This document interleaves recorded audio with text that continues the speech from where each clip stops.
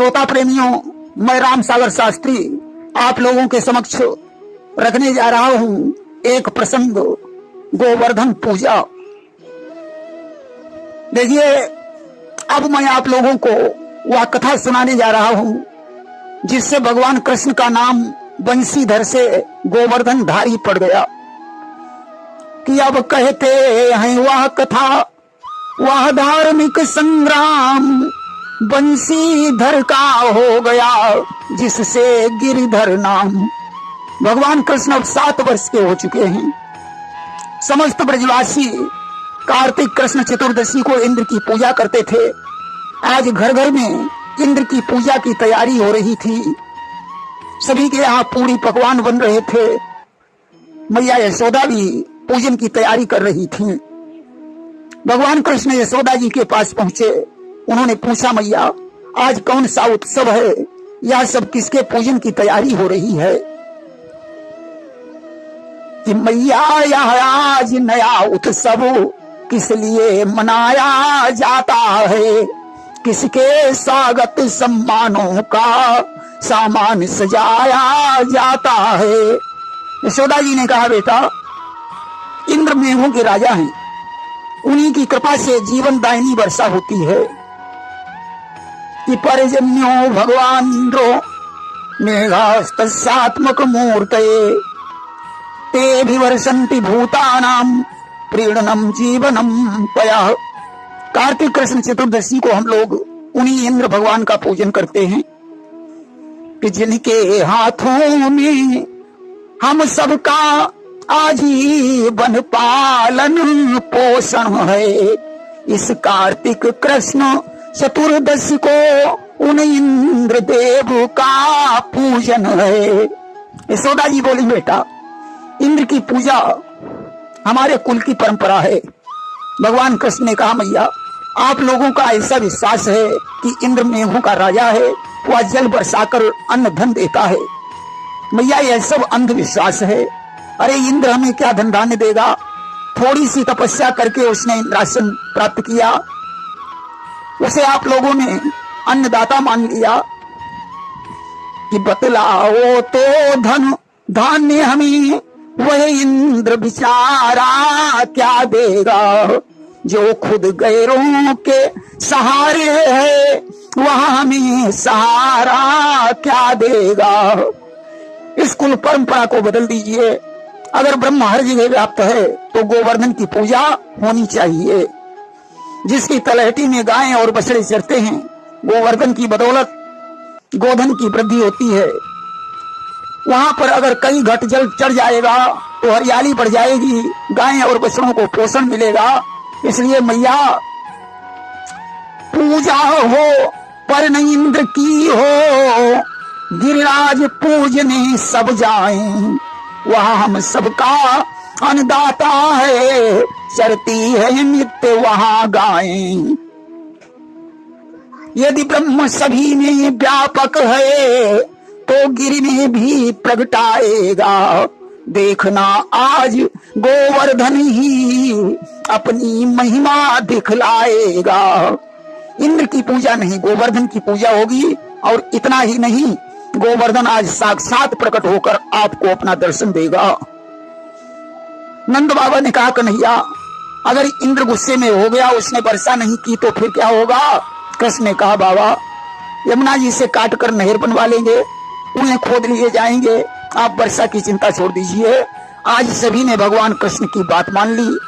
गोवर्धन पूजा के लिए 56 प्रकार के व्यंजन और पूजन सामग्री लेकर गोपी ग्वाल चल देते हैं। आज झाड़ बुहार करके गोवर्धन की पूजा प्रारंभ हो गई। नारियां मंगल गीत गाने लगी कि श्री गोवर्धन महाराज तेरे माथे मुकुट विराज रहे हो। तो पे पान चढ़े, तो पे फूल चढ़े, तो पे चढ़े क्षीर की धार, तेरे माथे मुकुट विराज रहे हो। तेरे कानन कुंडल सोही रहे, थोड़ी पे हीरा लाल, तेरे माथे मुकुट विराज रहे हो। तेरे गले में कंठा सोही रहे हो, तेरी झांकी बनी विशाल, तेरे माथे मुकुट विराज रहे हो। ब्राह्मण पूजन करवाने लगे। भगवान ने आज दो रूप धारण किए। एक रूप में तो पूजा कर रहे हैं, दूसरे रूप में गोवर्धन बनकर सबको अपना दर्शन दे रहे हैं। कि मनमोहन ही गोवर्धन से गोवर्धन बन प्रगटाते हैं, मनमोहन ही अगुआ बनकर सबको वह मूर्ति दिखाते हैं। देखिए दोनों के रूप में अंतर है। इधर तो भगवान का मनमोहन स्वरूप है और उधर विराट रूप में दर्शन दे रहे हैं कि उस ओर विराट रूपधारी, इस ओर मदन मनहारी हैं, उस ओर महाबन शैलवेश, इस ओर बने बनवारी हैं।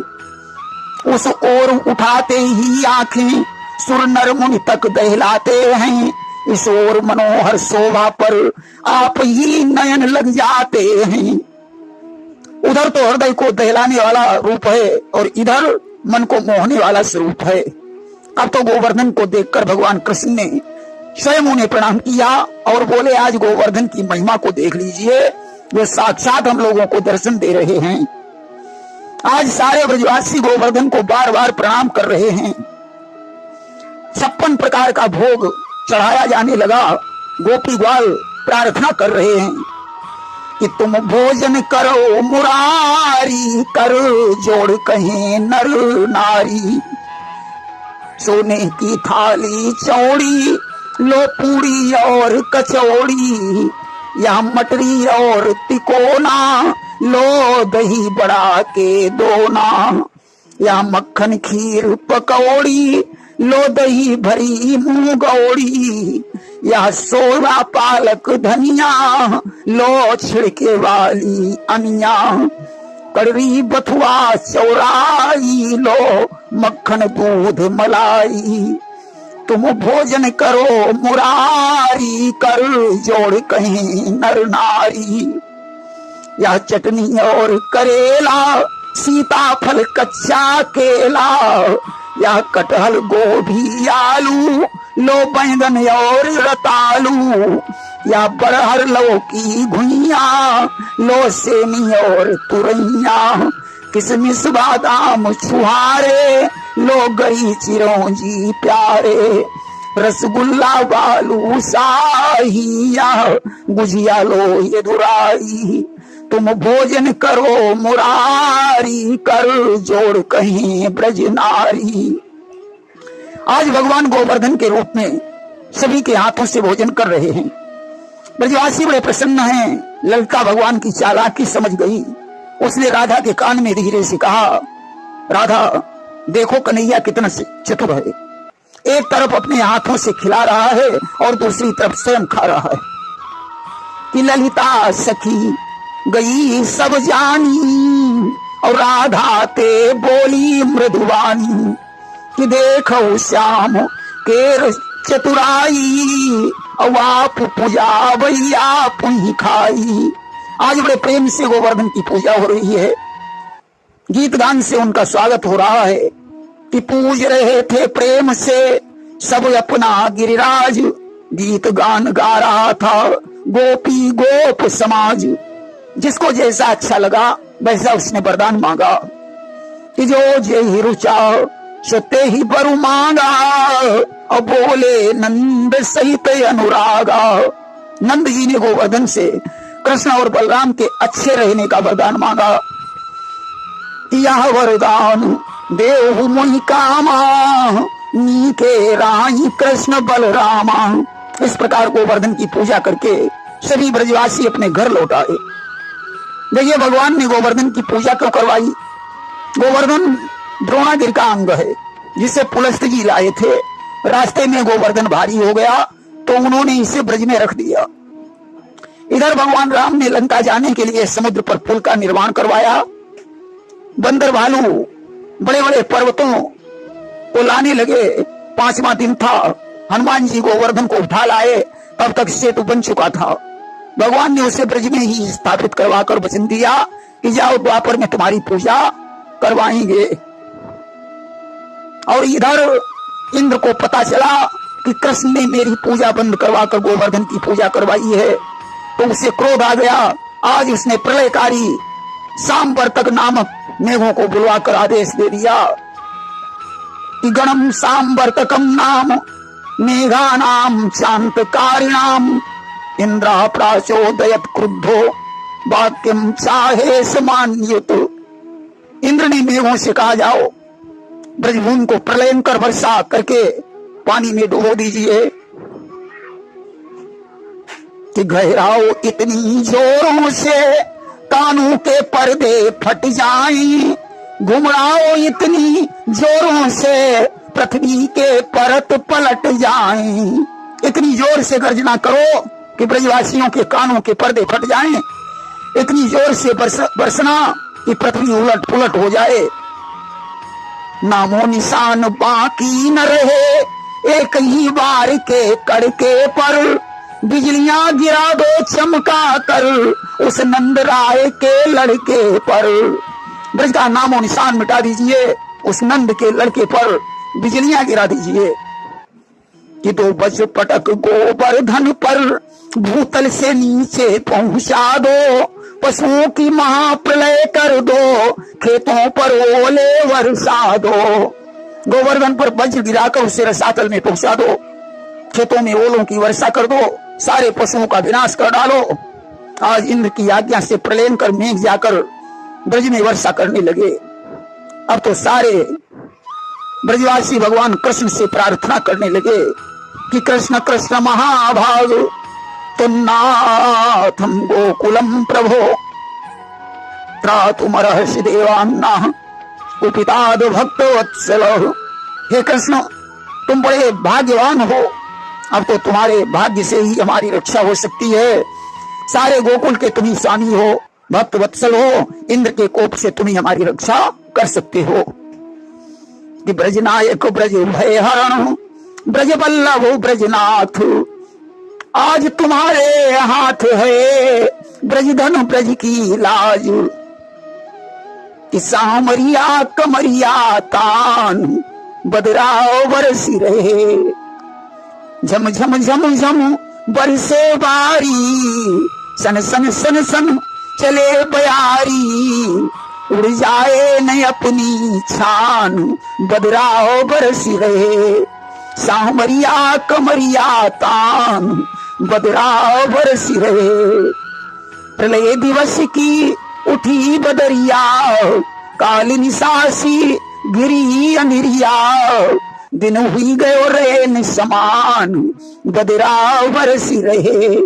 कि कोप करे देवन को राजा, रहो बजाई जुझाऊ बाजा, संकट में पड़ी है जान बदराव बरसी रहे। सामरिया कमरिया तान बदराव बरसी रहे। भगवान ने ब्रजवासियों को सांत्वना प्रदान की और गोवर्धन के निकट पहुंचे। जैसे एक बालक कुकुर मुत्ते को उखाड़ कर हाथ में रख लेता है, वैसे ही उन्होंने खेल खेल में गोवर्धन को छींकने के नख पर धारण कर लिया। समस्त ब्रजवासियों से कहा, गोवर्धन के नीचे आ जाओ। आज कोई ब्रजवासी उसमें लाठी लगाए हुए है, कोई हरीश लगाए है, कोई अपनी मथानी और कोई मूसल लगाए हुए है। मनसुखा कह रहा था कि गोवर्धन हमारी लाठी पर टिका है। श्रीदामा कह रहा है हमारी हरीश न लगी होती तो गोवर्धन नीचे दिखाई पड़ता। दामा कह रहा है गोवर्धन हमारी बदौलत टिका है क्योंकि हम अपना मूसल लगाए हुए हैं। गोपियां कह रही थी कि ये सब हमारे माखन दूध का कमाल है। कन्हैया ने जो चुरा चुरा कर माखन खाया है, उस माखन का बल काम में आ रहा है। तब तक राधा जी सामने आ गई। ललिता ने कहा, ये सारी शक्ति राधा जी की है, इन्हीं के बल पर गोवर्धन टिका हुआ है। कि मोहन के कानों तक पहुंचा निर्णय उस चतुर सयानी का, अभिमान न करना मनमोहन, यह बल है राधा रानी का। ललिता ने कहा, कन्हैया इस बात का अभिमान नहीं करना कि मैंने गोवर्धन उठाया है, ये सारी शक्ति हमारी लाडली जो राधा जी की है। अब तो ललिता की बात सुनकर भगवान को हंसी आ गई। हंसने पर अंग ढीले हो गए। अब तो ज्यों बाह हिली गोवर्धन डगमगाने लगा। दामा ने चिल्लाकर कहा, राधा तुम यहाँ से हट जाओ अन्यथा गोवर्धन गिर जाएगा। भगवान ने कहा, नहीं राधा हमारी शक्ति है, उसे खड़ा रहने दो। अब तो ग्वाल वालों ने मूसल लाठी हरीश मथलियां मजबूती से लगाना शुरू कर दिया और 7 दिवस तक इस तरह ही छिड़ा रहा संग्राम। बाहर भी घनश्याम थे, अंदर भी घनश्याम। 7 दिनों तक घनघोर वर्षा हुई। बाहर तो बादल छाए हुए हैं और भगवान ब्रजवासियों के सहित गोवर्धन के नीचे हैं। आखिरकार मेघ परास्त हो गए। उन्होंने जाकर इंद्र को बताया कि श्री महाराज लाचारी है, पत्थर का दिल भी पिघल गया, आ चुका उबाल समुद्रों में, मेघ का दिवाला निकल चुका।